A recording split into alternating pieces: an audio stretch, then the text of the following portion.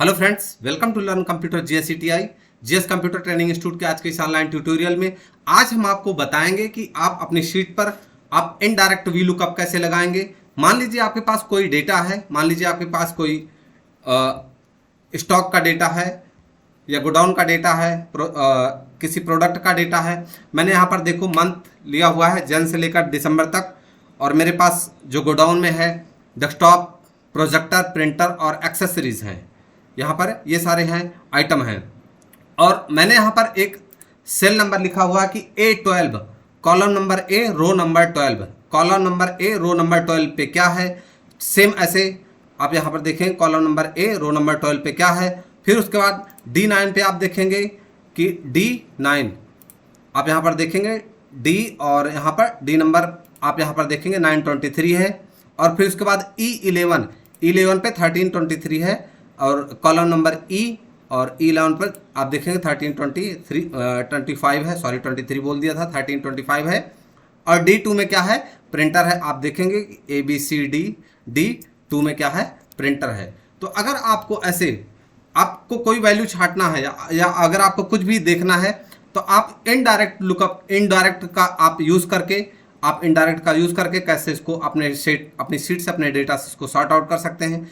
आप सेम देखेंगे कि यहाँ पर मैंने दूसरा दिया हुआ है इक्वल सम इनडायरेक्ट, बट मैं आपको यहाँ से बताता हूँ। मैंने इसको यहाँ से क्या कर दिया, डिलीट कर दिया है। मैं यहाँ से इसको क्या करता हूँ, डिलीट कर देता हूँ। मैंने इसको क्या किया, डिलीट कर दिया। अब मैं इसको भी यहाँ से डिलीट कर देता हूँ, डिलीट, क्योंकि ये अरे डेटा टाइप बना हुआ था इसलिए एक साथ डिलीट नहीं हो सकता। इक्वल में क्या, इक्वल इनडायरेक्ट, और जो इसका रेफरेंस नंबर दिया मैंने A12 दिया था, A12, और ब्रैकेट क्लोज करके control shift plus inter, sorry इसको मैं थोड़ा सा दोबारा देखता हूँ। इक्वल इनडायरेक्ट, मैं यहाँ से इक्वल इनडायरेक्ट, INDIR इस इक्वल इनडायरेक्ट, और जो मैं इसको रेफरेंस दूंगा, क्या दूंगा, F3। मैं इसको रेफरेंस दूंगा F3। मैं इससे पूछता हूँ कि F3 में जो लिखा हुआ है, F3 में जो लिखा हुआ है उसकी वैल्यू कहाँ है, तो ये बताएगा कि F3 जो A12 लिखा हुआ है, तो कॉलम नंबर A और रो नंबर 12 में, नंबर 12 में अक्टूबर लिखा हुआ है, तो अक्टूबर यहाँ पे आ गया हुआ। मैंने इसको कंट्रोल शिफ्ट प्लस इंटर के साथ प्रेस किया हुआ है, याद रखना। सिंपली आप अगर आप इंटर प्रेस करेंगे तो आपका आंसर नहीं आएगा।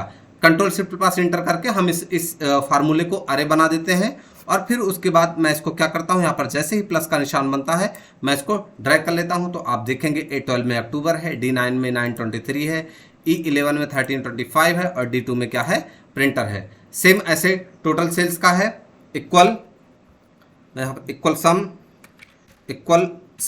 फिर ब्रैकेट में मैंने किया इसको INDI इक्वल सम इनडायरेक्ट, और फिर उसके बाद इक्वल सम इनडायरेक्ट, मैं यहाँ से इसको इक्वल सम इनडायरेक्ट, जी क्या है यहाँ पर, G7 है। इक्वल सम टैब इनडायरेक्ट, और उसके बाद रेफरेंस में क्या दूंगा, इसको G7। मैं पूछना चाहता हूँ कि G7 में क्या लिखा गया है, तो मैं डबल ब्रैकेट से इसको क्लोज कर दिया, और फिर उसके बाद मैंने क्या कर दिया, एंटर कर दिया। तो G7 में क्या है, डेस्कटॉप है। डेस्कटॉप की टोटल सेल्स कितनी है, 9862, 9862। तो आप देखेंगे कि यहाँ पर डेस्कटॉप है, डेस्कटॉप का टोटल सेल्स क्या है, 9 था। अगर आपको इसको सबको सम करना है तो आप नीचे, सबसे नीचे इसको क्या कर लेंगे, सेलेक्ट कर लेंगे, और अल्ट प्लस ऑटो सम के साथ क्या कर लेंगे, इसका रेफरेंस थोड़ा सा गड़बड़ हो गया क्योंकि आगे सीरियल नंबर लिखा हुआ है। मैं दोबारा से इसको अल्ट प्लस कर देता हूँ, तो आज जैसे अल्ट प्लस किया 9862, 9682 क्या हो गया इसका, सॉरी 9862 डेस्कटॉप का। यहाँ से आप देखेंगे, यहाँ से यहाँ तक इसकी जो टोटल सेल्स वैल्यू है ये आ गई है। मैं इसको यहाँ से मैं बॉटम बॉर्डर लगा देता हूँ, बॉर्डर पे जाके मैं यहाँ से बॉटम बॉर्डर, और इसको मैंने कर दिया ऑल बॉर्डर हो गया है, कोई दिक्कत नहीं। मैं कंट्रोल B से बोल्ड कर देता हूँ, और मैं थोड़ा सा इसको क्या कर देता हूँ, हाईलाइट कर देता हूँ। मैं मोर कलर्स पे जाता हूँ, मोर कलर्स पे जाके मैं यहाँ से थोड़ा सा इसको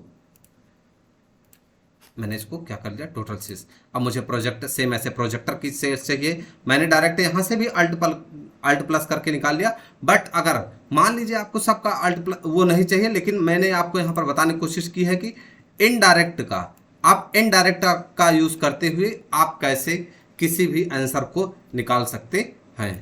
तो दोस्तों आज की रही इंफॉर्मेशन इनडायरेक्ट वीलुकअप। यहाँ पर मैंने दो एग्जाम्पल आपको बताए। पहला बताया कि किसी सेल को, जैसे किसी रो और किसी कॉलम की वैल्यू फाइंड आउट करनी है तो कैसे फाइंड आउट करेंगे, और दूसरा ऑटो सम इनडायरेक्ट को कैसे यूज करेंगे। दोस्तों अगर आज की इन्फॉर्मेशन आपको अच्छी लगी हो तो प्लीज़ वीडियो को लाइक करें, चैनल पर नए सब्सक्राइब करें और दोस्तों के साथ शेयर करें।